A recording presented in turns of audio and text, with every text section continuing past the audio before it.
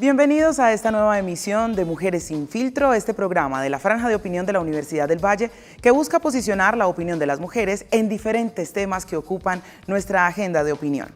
El día de hoy vamos a estar con un panel de expertas abordando una conversación alrededor de la violencia digital de la que son objeto las mujeres en los contextos políticos y laborales. Y por eso ustedes saben que su opinión es muy importante para ayudarnos a tejer conversación, así que les estaré leyendo a través del @canal Univalle TV y a través del @UnivalleCol. Pero no podemos empezar sin antes revisar el contexto que nuestro equipo ha preparado para nosotros.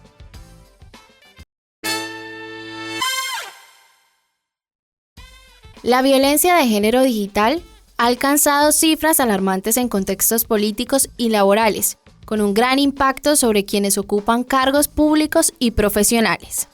Según un informe de ONU Mujeres, el 73% de las periodistas han experimentado algún tipo de agresión en línea y esta tendencia sigue en aumento entre mujeres que ocupan posiciones de liderazgo político y empresarial. En el ámbito político, investigaciones revelan que las agresiones digitales buscan socavar la participación femenina, erosionando la confianza y generando un ambiente hostil. En muchos casos, se utilizan campañas de desprestigio que incluyen difamación, amenazas e invasión a la privacidad, perpetuando estereotipos de género. Expertos señalan que el 58% de las mujeres políticas en América Latina han sido víctimas de este tipo de violencia. Por otro lado, en los espacios laborales, la violencia de género digital también afecta el bienestar y la productividad. Un estudio de la Universidad de Georgetown revela que el 44% de las mujeres trabajadoras han sufrido ciberacoso relacionado con su desempeño profesional. Frente a este panorama, ¿qué están haciendo las empresas y los gobiernos para proteger a las mujeres en ecosistema digital? ¿Hasta qué punto las redes sociales son un reflejo de la misoginia estructural en nuestras sociedades? Hoy, en Mujeres sin Filtro, violencia de género digital en contextos políticos y laborales.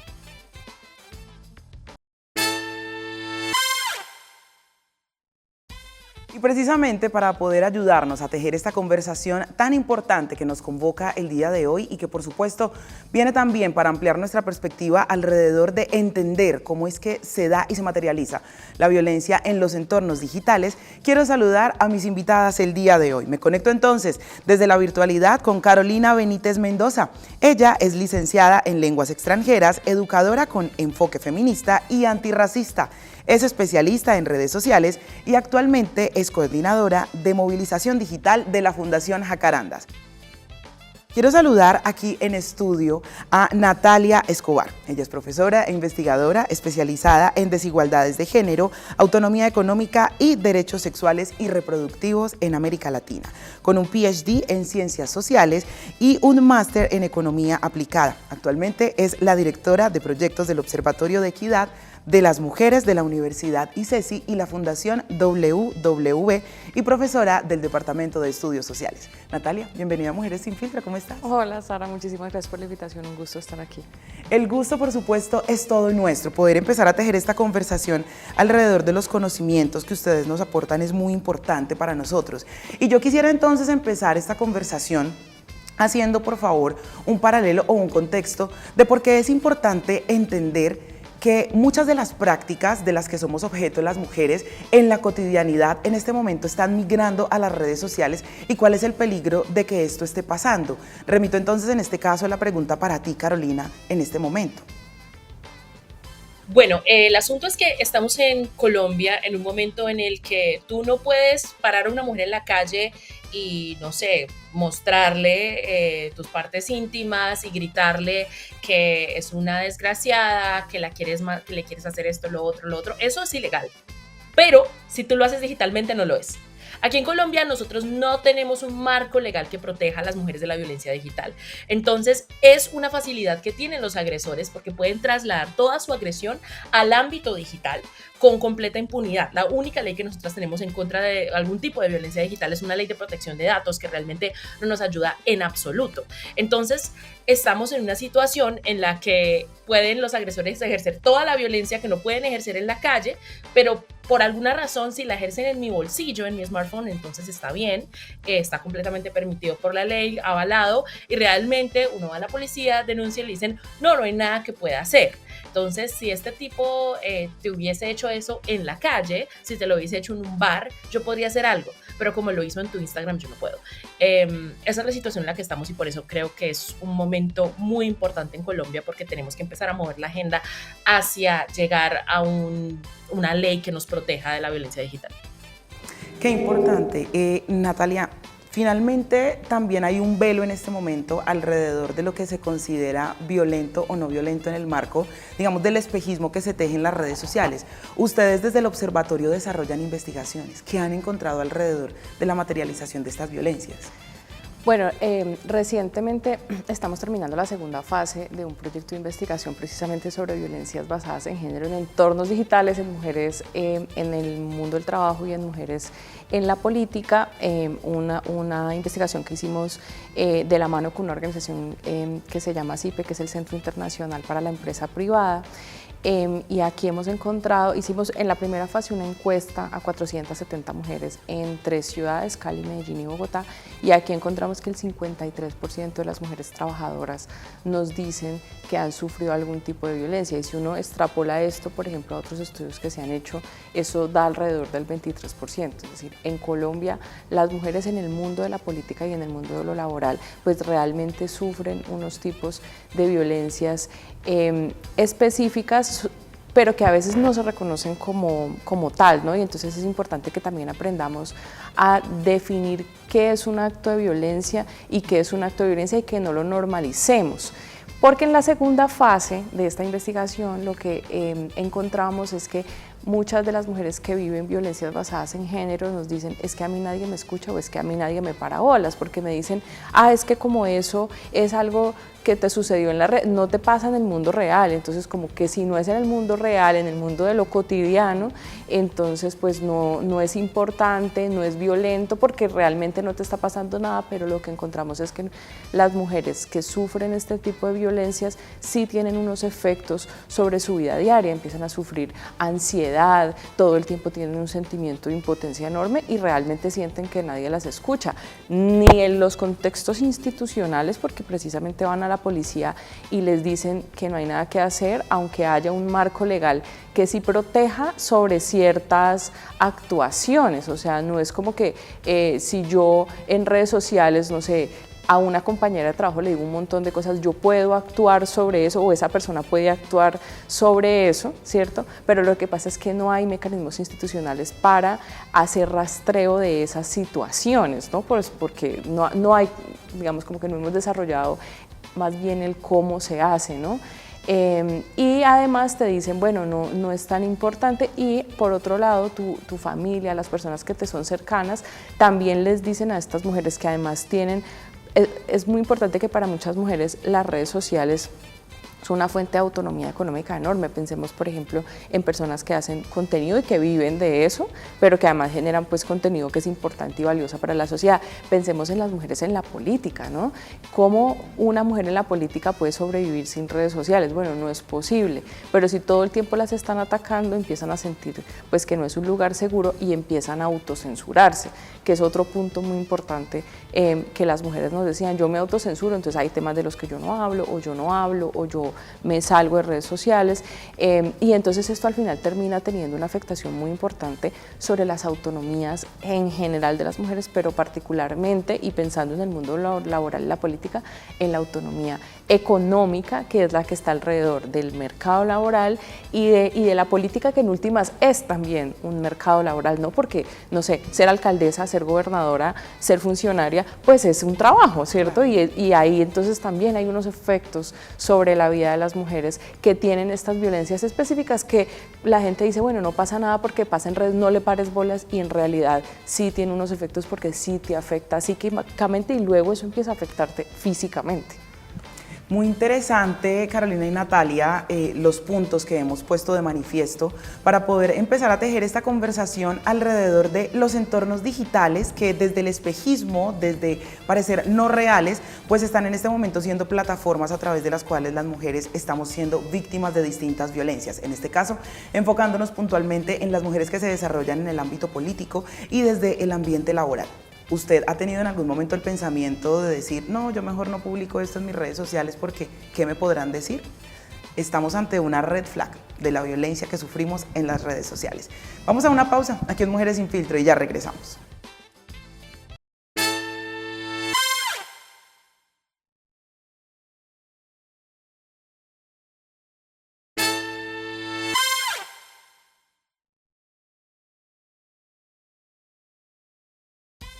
Gracias por continuar con nosotras hoy aquí en Mujeres Sin Filtro, tejiendo conversación alrededor de las violencias de género que se dan en los entornos digitales dirigidas a mujeres que se desenvuelven en el ámbito de lo político y en el ámbito de lo laboral. De qué manera las plataformas de redes sociales, que han surgido también como una ayuda para visibilizar la acción y potenciar las habilidades de las mujeres que se desenvuelven en diferentes ámbitos laborales, pues están siendo en este momento un escenario para el ejercicio de distintas violencias. Yo me voy a ir precisamente a nuestra plataforma de X para conectar con esas opiniones que ustedes nos están dejando y desde allí entonces empezar a tejer conversación. Constanza Valdés Contreras nos dice: la violencia política y la violencia de género digital no es una tontera ni una polémica ridícula. Dejarlo pasar es continuar con la naturalización de una cultura violenta y machista en la política. Un nuevo ciclo político exige cambios de paradigmas en todos los frentes. Desde este lugar, entonces, quiero, por supuesto, que sigamos tejiendo esta conversación. La coacción de las autonomías, la restricción, la autocensura, hace parte de muchos de los procesos que atravesamos las mujeres antes de llevar cualquier publicación a las redes sociales, sea cual sea el ámbito laboral en el que estemos desenvolviéndonos o sea cual sea el lugar político en el cual nosotras estemos en curso. Y desde allí, entonces, quiero también preguntar, entendiendo por supuesto que nuestro país no tiene en este momento un marco legal que protege, estamos en el curso transitando hacia la ley Olimpia, que es una ley que promete o que buscará en ese momento pues poder tipificar puntualmente, pero en este momento no. Desde Jacarandas, ¿cómo se da el abordaje? ¿De qué manera estamos visibilizando esto y cómo estamos entonces generando mecanismos para la defensa de las mujeres, Carolina? Hay que empezar en que hay una primera barrera, que es la desinformación. Nosotros siempre hablamos de que la primera barrera es la desinformación y nosotras creemos en la democratización de la información. ¿Qué ocurre con la violencia digital? Como es una violencia que ocurre, que es facilitada por la tecnología, como lo dice la ONU, estas violencias facilitadas por la tecnología requieren una alfabetización digital. Es decir, hay muchísimas violencias digitales que las mujeres no saben nombrar, que no saben qué son, no saben en dónde entraría, porque de nuevo es algo ajeno. Nosotros no somos un país particularmente, y cuando hablamos en general del sur global, estamos hablando del sudeste asiático, de los países africanos y de los países suramericanos. En general en el sur global no contamos con la conectividad desde hace tanto tiempo como otros países y por lo tanto no contamos como con todos estos términos, este lenguaje con el que de pronto ya han ido avanzando otras sociedades.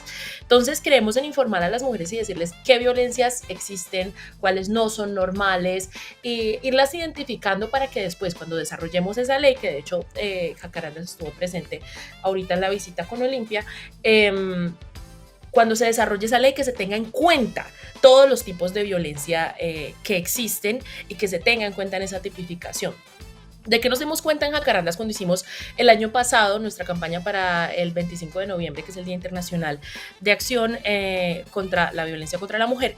La campaña del 25 de noviembre nos dimos cuenta de que las mujeres solamente conocían dos tipos de violencia digital por lo general, que eran el ciberacoso, por supuesto, y que era la creación de imágenes alteradas. El 90% de las víctimas de creación de imágenes alteradas, según la ONU, son mujeres.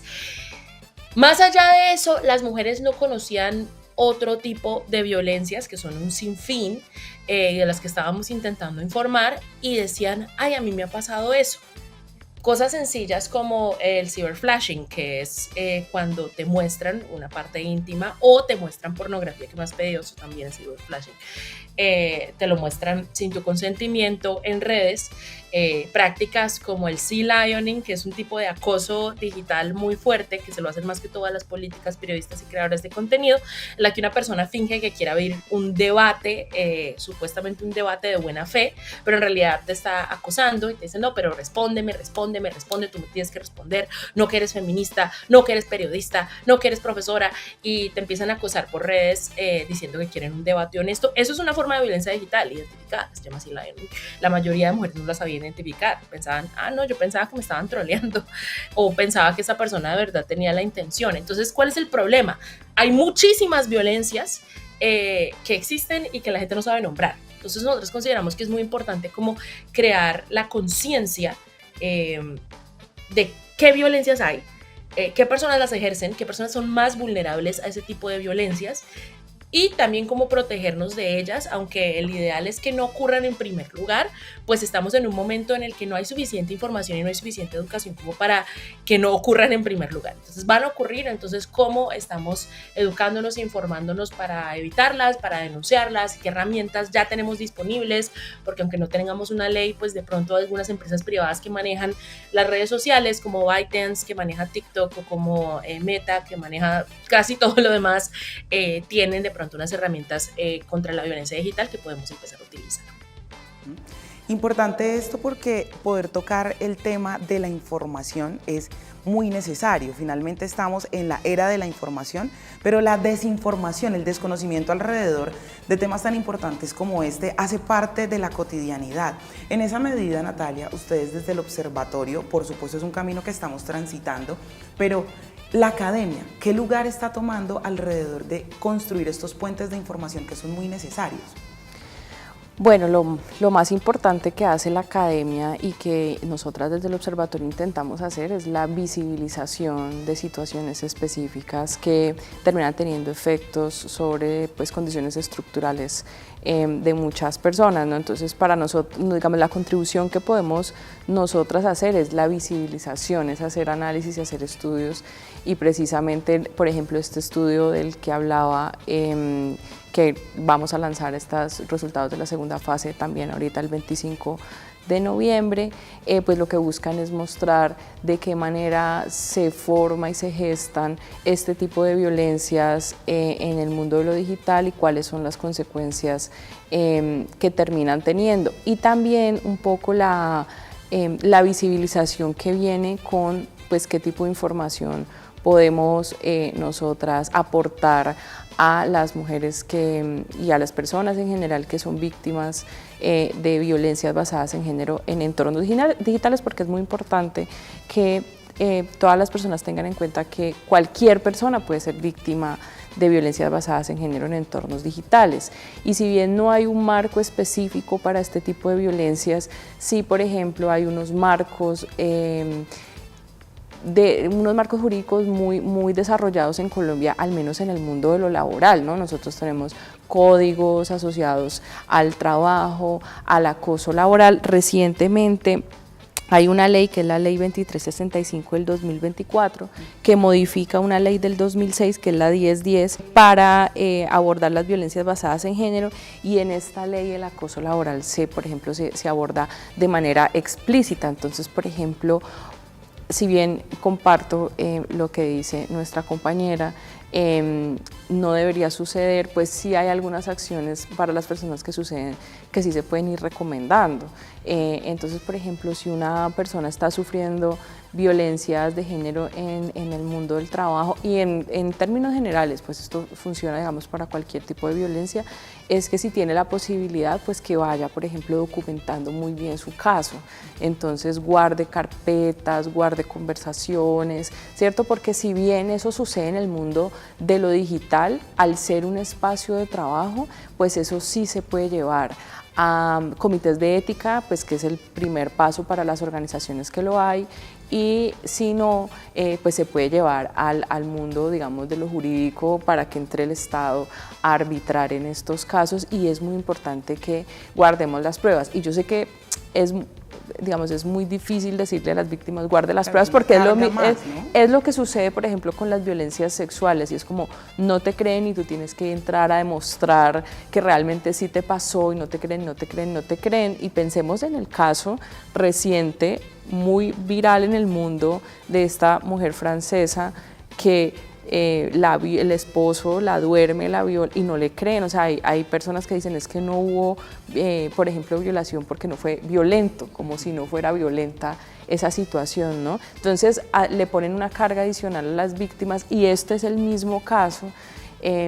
Sin embargo, si uno puede documentar, pues hay que intentarlo hacer en el caso de que alguien quiera tomar acciones, porque es muy importante también tener en cuenta que uno siempre tiene que tomar acciones frente a las violencias, ¿no? Nadie tiene por qué sentirse presionado porque ya es suficiente con la carga del momento de la violencia, pero si en algún momento siente que puede hacer algo, pues además esos marcos permiten abordar estas lesiones y estas, digamos, agresiones en otros momentos cuando la víctima se sienta pues ya en condiciones de hacerlo. Entonces por eso ir documentando lo más organizado posible funciona mucho para poder luego afrontar esto frente a la justicia, porque si bien la justicia de nuevo no tiene un marco específico y esperamos que lo tenga porque realmente lo digital hace parte de nuestra cotidianidad, no es una cosa que esté por fuera, pues en este momento no hay, digamos, como, o sea, mejor dicho, hay como muchos grises, ¿no?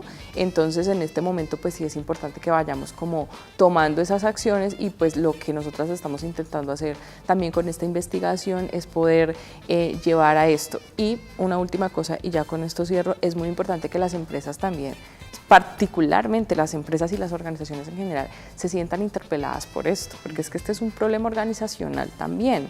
Y entonces cómo lo van a abordar, y entonces lo que encontramos en la investigación es que la mayoría de mujeres dicen o en mi empresa no hay, que puede ser que haya pero no lo sepan, que es igual de grave, ¿cierto?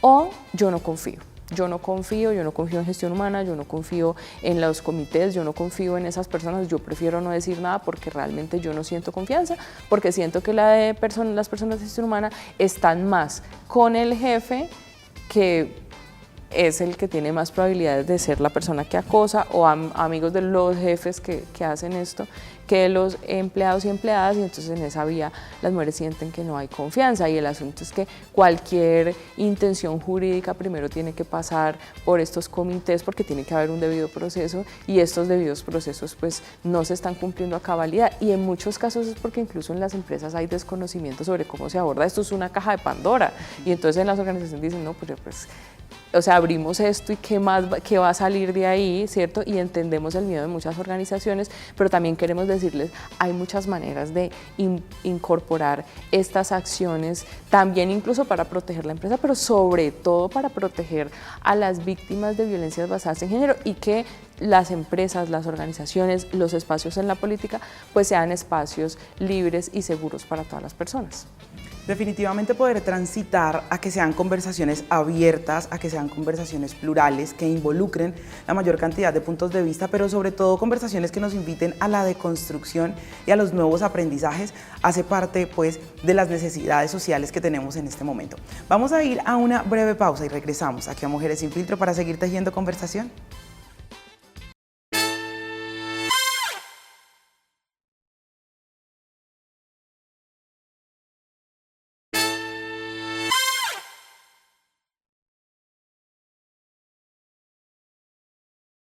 Continuamos tejiendo conversación aquí en Mujeres Sin Filtro, hoy con dos expertas que nos están ayudando a ampliar nuestra perspectiva alrededor de cómo podemos entender y dejar de normalizar las violencias que se dan en entornos digitales dirigidas a mujeres que se desenvuelven en el ámbito político y en el ámbito laboral. Ha sido una conversación que ha empezado a arrojarnos diferentes elementos alrededor de lo importante de estar informados, de lo importante de abordar la conversación desde los elementos que se tengan, pero también de poder buscar las garantías para que ello se dé, tanto en organizaciones que movilizan socialmente este tipo de conversaciones, como en el espacio académico, que está dándose distintos debates alrededor de construir herramientas y poder tejer puentes que nos puedan ayudar a entender cómo se presentan las violencias basadas en género en los entornos digitales, cómo poder abordarlas, pero también de qué manera construir espacios seguros dentro y fuera de los entornos digitales. Hace un momento, chicas, hablábamos de la ley Olimpia, que es una ley que está gestándose en Colombia y que busca principalmente combatir la violencia digital contra las mujeres a través de poder tipificar los delitos, proteger y apoyar a las víctimas, entre otros. Tiene un marco legal que la cobija, como la Ley 2097 del año 2021, digamos que es a la que le dan el nombre de Olimpia, pero que es una ley que todavía está en ciernes. Y precisamente allí quiero entonces que ustedes me cuenten desde sus experiencias cómo ha sido el proceso con esta ley, porque ahorita Carolina nos decía, bueno, participamos en algunos espacios, en algunos debates de esta ley Olimpia, pero ¿ha sido realmente plural? ¿Cómo ha sido, digamos, la construcción? Porque también nos enfrentamos a un gran problema, y es que se generan mecanismos para la protección de las mujeres que no son pensados necesariamente por las mujeres, y esto establece brechas también alrededor de cómo se enfrentan las cosas, cómo se viven, cómo se tipifican y de qué manera entonces se enuncian esos procesos que protegen o que cobijan a las mujeres. Carolina, desde Jacarandas, ¿cómo ha sido este proceso o cómo lo han visto ustedes? Bueno, han ocurrido varias cosas y es que ha habido iniciativas, realmente esta no es la primera iniciativa que se hace, y se han caído anteriormente porque cuando intentan incluir a las organizaciones de mujeres, cuando revisamos estos documentos antes de que ya los pasen para que comience el proceso como proyectos de ley, al revisarlos nos damos cuenta de que incluyen intereses políticos dentro de ellos. Entonces hay que prohibido, por ejemplo, pedirle que rinda cuentas a un político sobre lo que dice su celular, y que meten cositas ahí que no tienen a las mujeres en su mayor interés. Más que todo, recientemente se iba a pasar también un documento, un proyecto de ley, pues buscando luchar contra la violencia digital, y al revisarlo nos encontramos que, primero que todo, el lenguaje que se estaba utilizando era un lenguaje, pues, que entendemos la intención de neutralizarlo, pero hablando de cosas, por ejemplo, como la creación de contenido explícito con inteligencia artificial, o creación de contenido explícito, lo que llamamos el deepfake, que no es necesariamente con inteligencia artificial, a veces se hace con otros tipos de tecnologías en los que se pone la cara de una persona que ni idea, en contenido para adultos. En casos como esos, pues el 90% de las víctimas son mujeres. ¿Por qué no nombrarlo? No se tiene una perspectiva de género, y ahí de no nombrar. También hay un problema, y es que en general se carece de una perspectiva de género, porque cuando se habla, por ejemplo, de acoso, no se habla como de un acoso sexual digital, sino que se habla de un acoso general. No se habla sobre el cyberflashing, que es algo que la mayoría de mujeres ha experimentado, y no se habla, pues, de estos tipos de violencia digital que son específicamente dirigidos hacia las mujeres. Carecer de esa perspectiva de género, ¿qué hace? Hace que sea una ley en la que, primero que todo, la mayoría de organizaciones no puedan sentirse que pueden estar a bordo y que pueden acompañar ese proceso y ayudar a impulsarlo, porque se sienten, pues, ignoradas, se sienten completamente olvidadas. Pero por otro lado, lo que crea es una ley que hace lo que han hecho leyes en el pasado, y es que cuando no se tiene en cuenta la perspectiva de género, lo que es poner más pañitos de agua tibia sobre un problema que ya sabemos que tiene una connotación muy específica, que ya hay cifras de la ONU, que ya sabemos que 73% de las mujeres a nivel mundial sufren violencia de género digital, y que tiene un nombre: violencia de género digital. Entonces, el problema es que muchas de estas leyes las pasan como violencia digital en general. Y si bien eso está bien, necesitamos el enfoque de género. Y cuando no se tiene el enfoque de género, entonces nos encontramos ahí con varios problemas en el camino, con varios obstáculos para nosotros poder apoyar estas leyes y poder continuar en estos procesos y acompañarlos como nos lo piden muchas veces desde la política. Entonces es muy difícil para nosotras estar a bordo cuando no nos incluyen y cuando hacemos anotaciones, porque a veces nos envían estos documentos para anotaciones, para recomendaciones y luego no los toman en cuenta. Entonces es bastante complicada la creación de un proyecto de ley pensado de una manera colectiva, de una manera plural y pensado teniendo en cuenta las organizaciones feministas, en especial organizaciones feministas que llevan años trabajando en eso, mucho más que Jacarandas. En Jacarandas no tenemos tanto tiempo realmente, sin embargo, pues es algo a lo que nos enfrentamos día a día. Y al final del día, cuando somos organizaciones que tienen una amplia presencia digital, pues también somos víctimas. Entonces, de violencia de género digital, de que nos amenazan a nosotras también. Entonces pensamos, ¿esto cómo va a afectarnos a nosotras, al equipo de trabajo, a las mujeres, a las personas que confían en nosotras y a las mujeres en todo el país que necesitan una protección de esto? Si pasan una ley que no tiene perspectiva de género y que simplemente habla de acoso en general, de violencia en general, de amenazas en general y no habla de estas cosas tan específicas que definitivamente sí tienen un componente de género. Qué importante. Natalia, ustedes desde el observatorio, ¿cómo han visto este proceso? Mira, en muchos casos en Colombia se intenta a veces abordar problemas, como decía la compañera, en general, cuando necesitan especificidades. Entonces, un poco para que lo entendamos, hablemos de la violencia de género física, ¿cierto? Las violencias de género que suceden en los hogares. Este año en Cali, en el Valle del Cauca, hemos visto una subida de las violencias basadas en género, de los delitos sexuales. Entonces, cuando se dan, por ejemplo, los consejos de seguridad ¿cierto? Y como que las autoridades le intentan poner frente a la ola de violencia en general, entonces dicen, vamos a mandar más policías a la calle, ¿cierto? Y esas estrategias funcionan para hurtos, homicidios en algunos casos, ¿cierto? O sea, funcionan para ese tipo de violencias que se asume que es lo general, cuando en realidad no es lo general. Termina siendo bastante específico, unos tipos de violencia. Pero para solucionar las violencias basadas en género, tú no mandas más policías a la calle, porque no va a funcionar, porque las violencias basadas en género suceden al interior de los hogares. Las violencias basadas en género suceden en las instituciones educativas, suceden en el mundo del trabajo, en lo privado, ¿cierto? Y las violencias basadas en género, entonces, en el contexto digital también necesitan un abordaje particular que sea en género. Para eso se necesitan establecer unos tipos de violencia específica que incluso hay que teorizarlos, hay que conceptualizarlos, porque pasa por unos procesos estructurales mucho más amplios que hay que además entender y que hay que entender las consecuencias que esto tiene para incluso pensarse las sanciones. Yo les preguntaba a las mujeres con las que hacíamos esta investigación que cómo se imaginaban que podía ser una reparación, porque yo también les preguntaba, bueno, no tenemos unas leyes específicas, pero si yo te pregunto qué se te podría ocurrir, ¿tú qué me dirías, cierto? Y por ejemplo, en términos de sanciones, me decían, yo no quiero plata. Sí. Y lo que pasa es que el mundo de lo jurídico, por ejemplo, se piensa mucho las sanciones desde ahí. Claro, bueno, pues cobrémosle una multa, por ejemplo. Y las mujeres te dicen, yo no quiero multas, yo quiero que sea público, yo quiero que me tenga que pedir perdón, ¿cierto? Yo quiero que esa persona, como pensemos en el caso de esta mujer en Francia que dice, yo lo que quiero es que esto sea público para que nadie más tenga que pasar por esto porque la vergüenza tiene que cambiar de bando, ¿cierto? Y un poco lo que las mujeres nos decían era eso. Yo lo que quiero es ver las caras de ellos y que se muestre lo que me hicieron y quiero que se vea mi dolor, pero además quiero que esa persona se arrepienta, ¿cierto? Por ejemplo, esa es una especificidad que tiene que tener una ley que aborde las violencias basadas en género en entornos digitales. No necesariamente la multa, que sí, puede ser, ¿cierto? Pero entonces cuando hablamos de esto, pues lo que necesitamos es llegar allá.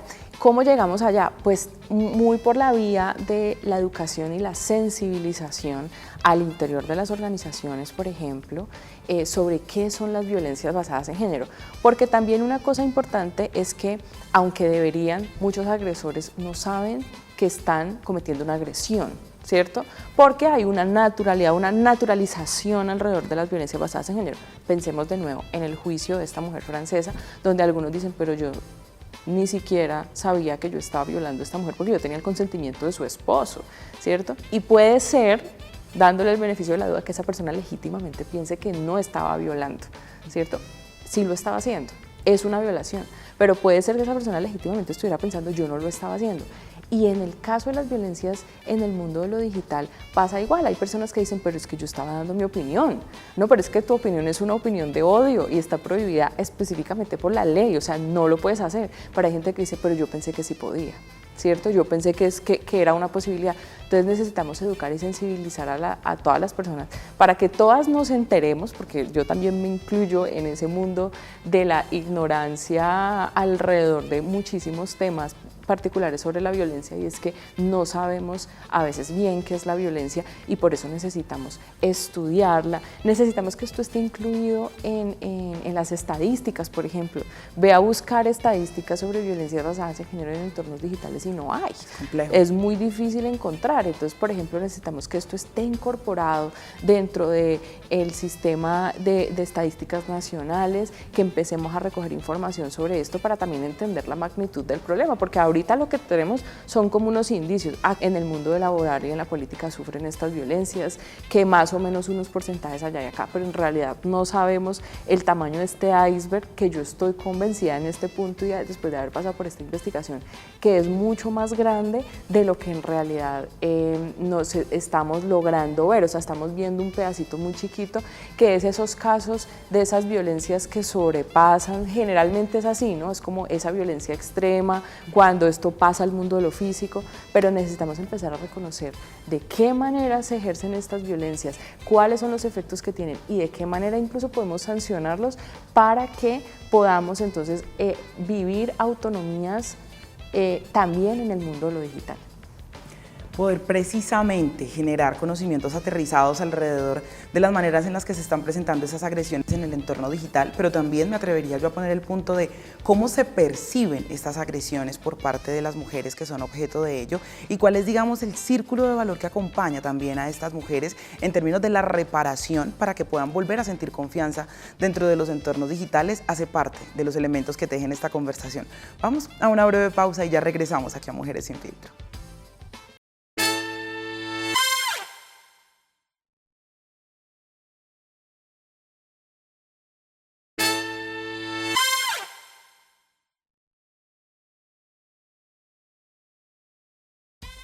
Gracias por continuar con nosotras tejiendo esta interesante conversación alrededor de cómo se dan y se abordan las diferentes violencias en los entornos digitales dirigidas a mujeres que tienen desarrollo en el ámbito político y desde los entornos laborales. Ya llegamos a nuestro espacio de conclusiones, el tiempo, por supuesto, siendo determinante también para poder traer estas conversaciones, pero permitiéndonos, de la mano de nuestras expertas, poder traer conceptos importantes y elementos que puedan ayudarnos a tejer esta conversación desde lo cotidiano, a identificar comportamientos a través de los cuales puedan estarse ejerciendo violencias sobre nosotras en los entornos digitales y tener elementos también para saber cómo abordarlas o cómo empezar a generar denuncias. Entendiendo, por supuesto, que hemos abordado una serie de elementos que nos llevan a la reflexión, que nos llevan a la necesidad de la información, que nos invitan también a revisar nosotras como mujeres en el término del uso de los espacios digitales, pues cuáles son esos mecanismos que estamos utilizando para nuestra protección, pero también de qué manera protegemos, valga la redundancia, pues nuestros entornos en las redes sociales. Carolina, yo quisiera preguntarte también, porque hemos tenido claridad en que los elementos legales en un país como en el que vivimos pues todavía no están lo suficientemente afinados para enfrentar este tipo de violencias. Sin embargo, siento yo, esto es un elemento muy importante para trabajos como el que desarrollan ustedes en Jacarandas y para trabajos como el que se desarrollan en el observatorio, y es precisamente identificar esto y motivar a que se tejan esos espacios, a que se articulen estas conversaciones. Pero ustedes particularmente lo hacen también con el enfoque de la racialización, del enfoque desde lo antirracista. ¿Qué decir desde allí? ¿Qué elementos están ustedes construyendo en este momento para que cada vez más mujeres se sientan empoderadas alrededor de estos procesos y puedan responder de maneras oportunas? Bueno, de hecho, nosotras entendemos que existe una racialización siempre de la violencia. O sea, hay una racialización de la violencia, eso pues, creo que es evidente para cualquier mujer afrodescendiente. Y creemos que realmente, y esto era volviendo a lo que decía la compañera, siempre en Colombia se tiende a enfocar todo de manera muy general, muy general, cuando los específicos están ahí y cuando los específicos de hecho son la regla y no la excepción. Y en este caso pues sabemos de muchos casos de violencia de género digital que también tiene un componente de lo que llamamos misogynoir, que es la misoginia, el machismo que sufren específicamente las mujeres negras. Ya desde el equipo de Afrocolectiva se está adelantando una investigación precisamente sobre violencia de género digital en mujeres negras específicamente. Eso es algo que estamos adelantando desde Afrocolectiva y desde Jacarandas, cuando nosotras hacemos contenidos pues en general sobre violencia, nosotras siempre buscamos que la gente entienda que siempre hay un contenido racial en el caso de la violencia ejercida hacia mujeres negras. No lo vemos solamente en las violencias sexuales, sino también en violencias obstétricas. Recientemente tuvimos un caso de violencia obstétrica que estábamos llevando desde Jacarandas de una mujer negra que murió pues por un hospital precisamente por negligencia médica, por racismo obstétrico. Entonces nosotras entendemos como esto también se pasa al ámbito digital, porque en el ámbito digital es igual, o sea, no son las mismas violencias las que va a sufrir una persona racializada en redes, porque va a tener un componente de discursos de odio, un componente racial. De nuevo, estamos desde Afrocolectiva adelantando una investigación al respecto, pero definitivamente nosotras creemos mucho en la concientización y en nombrar las cosas como son. No creemos en lo que desde el oficialismo suele hacerse, que es hablar con eufemismos, hablar con cosas, sino que sí tenemos mucho la misión de nombrar el racismo como racismo, el machismo como machismo, y cuando son casos de misogynoir, nombrarlo como tal y decir, oigan, este es un caso, esto es racista y machista, y lo que pasó aquí pasó porque esta es una mujer negra, y eso pasa en casos de violencia sexual, violencia intrafamiliar, de violencia obstétrica y de violencia de género digital, por supuesto. Pero creemos mucho en nombrarlo, creemos mucho en concientizar y por supuesto creemos mucho en nosotras estar siempre teniendo incidencia en comunidades directamente. Hemos trabajado mucho directamente en territorio. No nos gusta tampoco centralizar tanto la conversación, porque también hay una centralización, hay una racialización en la centralización, hay una racialización en que todo se quede en Bogotá.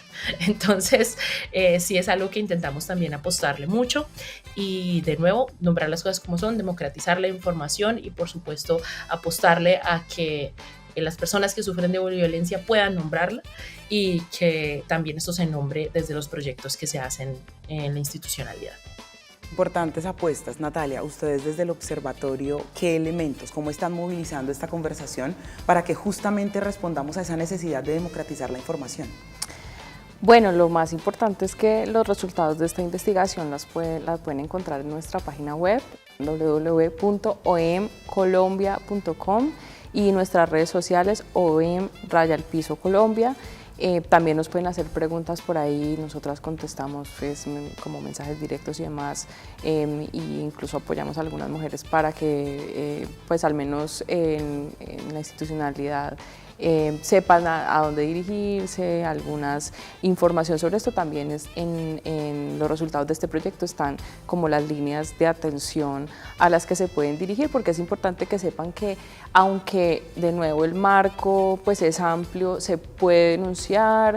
Por supuesto que hay formas en este momento jurídicas con las que las mujeres todas contamos y todas las personas cuentan para hacerle frente a estas violencias, y que digamos el Estado está obligado a responder frente a esto. Entonces, si bien es un camino ahí un poco intrincado porque no necesariamente están las respuestas jurídicas a todos, sí hay un marco general que nos protege, y en ese sentido pues esta investigación también busca mostrar esto y aportar pues al conocimiento y al reconocimiento de estas violencias, y a entender un poco cuáles son los efectos, para que de esa manera también nos podamos imaginar de qué manera podemos como sociedad en general reparar a estas personas que han sufrido estas violencias, y también cómo se les pueden acompañar, porque recordemos que no solamente el Estado tiene responsabilidad aquí, sino como sociedad en general tenemos que aprender a apoyar a las víctimas, a hacer red de apoyo para ellas, esto en todas las violencias basadas en género es muy importante que entendamos que también es responsabilidad de todas y todos y que tenemos que estar allí para las personas que sufren esto, ¿no? Tanto como a la vecina que el esposo le pega, por ejemplo, y deberíamos como sociedad estar al lado de esta mujer, así como lo que sucede en redes sociales también deberíamos estar haciendo algo como sociedad en general y por supuesto pues con el Estado ahí de por medio y sus formas jurídicas que ya tiene expresas en la ley también para hacerle frente a estos tipos de violencia digamos, tenemos formas de protección ya establecidas. Pues Carolina, Natalia, muchísimas gracias por ayudarnos a tejer conversación hoy aquí en Mujeres Sin Filtro. Definitivamente aquello que no se denuncia, que no se nombra, no existe y es importante empezar a nombrar, a darle un lugar dentro de la conversación y dentro de los espacios argumentativos e investigativos a este tipo de violencias basadas en género que se están dando en los entornos digitales. A ustedes, familia, gracias por acompañarnos en este nuevo capítulo. Recuerden que su opinión es importante para nosotros y que les leemos a través de nuestros canales en redes sociales. Nos vemos en un próximo capítulo de Mujeres Sin Filtro.